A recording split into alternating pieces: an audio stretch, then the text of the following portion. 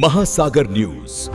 उद्याच्या दिवशी black box त्याच्याच बरोबर इतर विषय हे 10:30 वाजता उद्या सकाळी एक डिटेल मध्ये प्रेस कॉन्फरन्स घ्या. खरं तर ती आज यायची होती, पण आज आपल्या या राज्यामध्ये परदेशातले फार मोठे नेते इथं आलेले आहेत. देशातले नेते म्हणजे आपले पंतप्रधान साहेब आज महाराष्ट्रामध्ये आहे.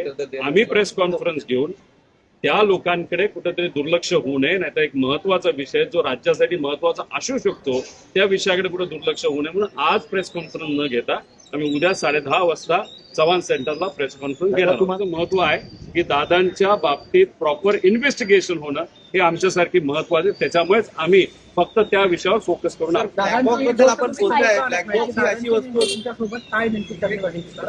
जर अजित पवारांची महाविकास आघाडी सध्या जे विरोध करतायत त्यांचं असं म्हणणं आहे की आम्ही एनडीए पवारांचं हे म्हणणं होतं. मी हेच तुम्हाला सांगतोय की आता विषय कुठला महत्वाचा आहे तर ऍक्सिडेंटचा महत्वाचा आहे.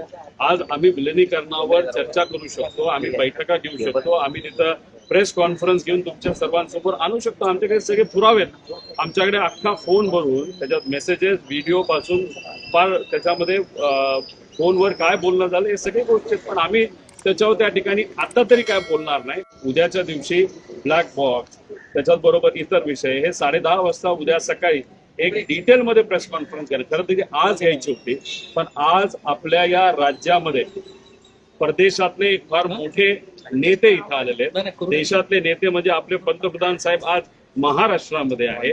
आम्ही प्रेस कॉन्फरन्स घेऊन त्या लोकांकडे कुठेतरी दुर्लक्ष होऊ नये, नाहीतर एक महत्वाचा विषय जो राज्यासाठी महत्वाचा असू शकतो त्या विषयाकडे कुठे दुर्लक्ष होऊ नये म्हणून आज प्रेस कॉन्फरन्स न घेता आम्ही उद्या 10:30 वाजता चव्हाण सेंटरला प्रेस कॉन्फरन्स घेणार.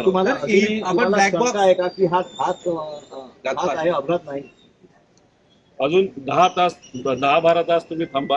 10-12 तास नाही, अजून 20 तास तुम्ही थांबा. उद्या सकाळी 10:30 वाजता या बाबतीत आपण चर्चा करू. ज्या पद्धतीने सरकारकडनं इन्व्हेस्टिगेशन चाललंय ते मंद गतीने, स्लो आणि कुठंच काही डिटेल मध्ये होताना दिसत नाही. VSR कंपनी अजूनपर्यंत ऑपरेशन मध्ये त्या ठिकाणी आहे. मग जर सरकारकडनं ज्या पद्धतीने इन्व्हेस्टिगेशन व्हायला पाहिजे ते होत नाही आणि ज्या ज्या गोष्टी आम्ही प्रेडिक्ट केल्या होत्या की उद्या जाऊन ते म्हणू शकतील ब्लॅक बॉक्स बंदच आहे, जळलाच आहे, मग तो आता भारताच्या बाहेर आपल्याला पाठवावं लागेल, या सगळ्या गोष्टीकडे कुठेतरी सरकारकडनं या इन्व्हेस्टिगेशनकडे दुर्लक्ष होत आहे का असा प्रश्न निर्माण झाल्यामुळे आम्हाला आमच्या मित्रांना काही लोकांना त्यांच्याशी चर्चा करून अधिकची काय माहिती मिळते का हे आम्ही बघत असतो. त्यामुळे उद्या 10:30 वाजता डिटेल मध्ये या बाबतीत आम्ही प्रेस कॉन्फरन्स. ब्लॅक बॉक्स आपण बघतो, ब्लॅक बॉक्स अशी कुठल्याही अपघात असेल, परिस्थिती असेल, ऊन वारा पाऊस आग अशा परिस्थितीमध्ये सगळा डेटा सुखरूप राहावा अशी त्याची रचना बनवलेली असते. मात्र ब्लॅक बॉक्स जळाला, आतापर्यंतच्या कुठल्याच अपघातात ब्लॅक बॉक्स जळाला असं ऐकायला मिळालं. सुरक्षित राहतो अशी मान्यता आहे. ब्लॅक बॉक्स हा पावसापासून, उन्हापासून, आगेपासून, बॉम्बलास्ट पासून सगळ्यापासून सुरक्षित आहे, पण राजकारणापासून सुरक्षित नाही. आता ह्याच्यात काय राजकारण चाललंय हे आपल्याला बघावं लागेल, खोलात जावं लागेल. पण उद्या या बाबतीत डिटेलमध्ये जाऊन काय घडलं असावं, कुठल्या नवीन गोष्टी.